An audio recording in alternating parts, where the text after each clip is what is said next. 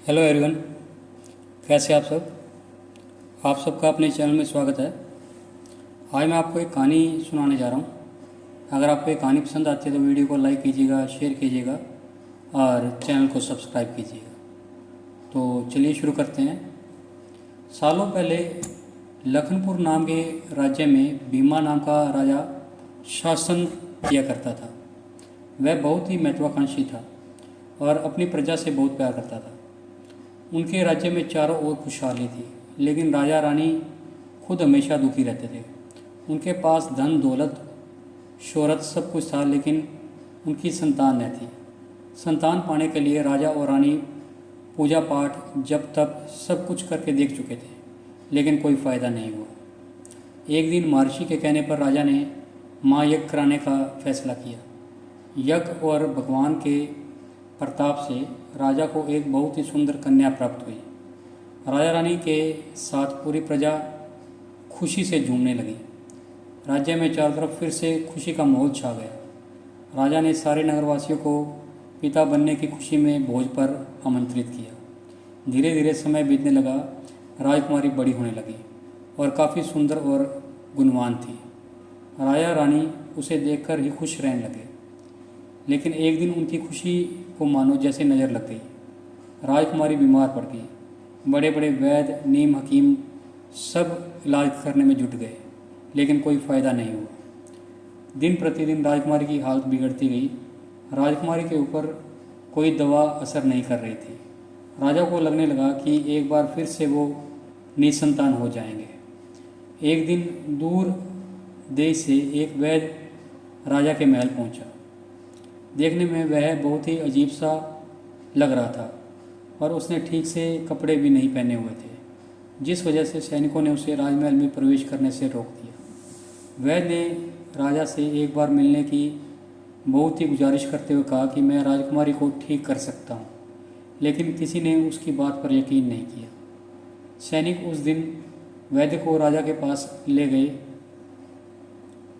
और वैद्य ने सबसे पहले राजा को अपना परिचय दिया और कहा कि मैं आपकी बेटी को ठीक कर सकता हूँ।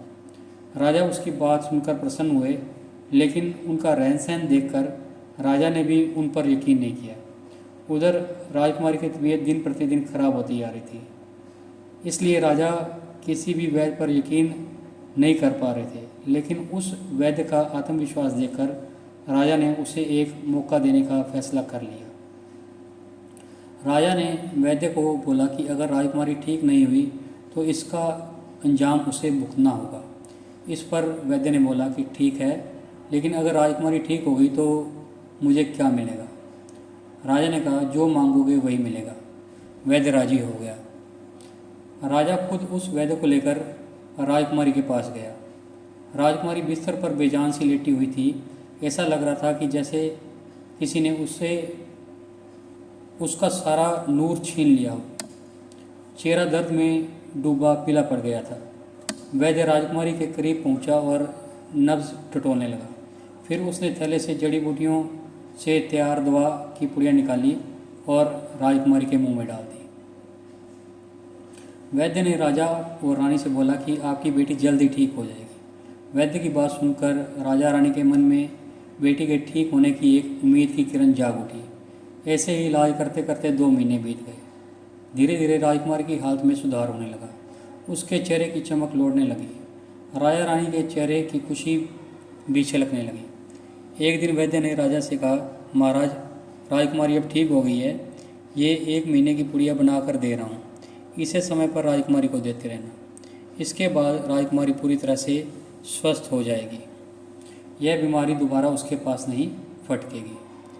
अगले दिन राजा ने वैद्य को अपने पास बुलाया और कहा कि वादे के मुताबिक मैं तुम्हें इनाम देना चाहता हूँ। बताओ तुम्हें क्या चाहिए। वैद्य बोला, सोच लीजिए राजा जी, आप अपने वादे पर कायम रह पाएंगे। राजा ने बोला, तुमने मेरी बेटी को स्वस्थ किया है, बोलो क्या मांगते हो। वैद्य ने मुस्कुराते हुए कहा, आपका आधा राज्य और आपकी बेटी का हाथ। इतना सुनते ही राजा आग बबूला हो गया। उसने कड़कते हुए कहा, तुम होश में तो हो? अगर तुमने मेरी बेटी के प्राणों की रक्षा न की होती तो तुम अब तक यमलोक पहुंच चुके होते। उसने सैनिकों को आदेश दिया कि इसे राज्य से बाहर निकाल दिया जाए। वैद्य कुटिलता से मुस्कुराते हुए वहाँ से चला गया। इस घटना के कुछ दिन ही बीते थे कि एक दिन फिर राजकुमारी की हालत बिगड़ गई। उसका शरीर नीला पड़ गया। आनन फानन में राजवैद्य को बुलाया गया। राजवैद्य ने बताया कि राजकुमारी को जहर दिया गया है, इसका तोड़ किसी के पास नहीं है। कुछ देर बाद राजकुमारी ने दम तोड़ दिया। पूरे राज्य में मातम सा छा गया। राजा रानी शोक में डूब गई। छानबीन में पता चला कि वैद्य ने राजकुमारी को 1 महीने खाने के लिए जो पुड़िया दी थी उनमें से एक पुड़िया में जहर था। वैद्य को पहले से ही शक था कि राजा उसकी बात नहीं मानेगा, इसलिए उसने एक पुड़िया में जहर भरकर रख दिया था। उसने सोचा कि अगर राजा शादी के लिए मान जाता है तो वह जहर वाली पुड़ी हटा देगा, लेकिन अगर नहीं माना तो इसकी सज़ा राजकुमारी को भुगतनी होगी। वैद्य की चाल कामयाब हो गई।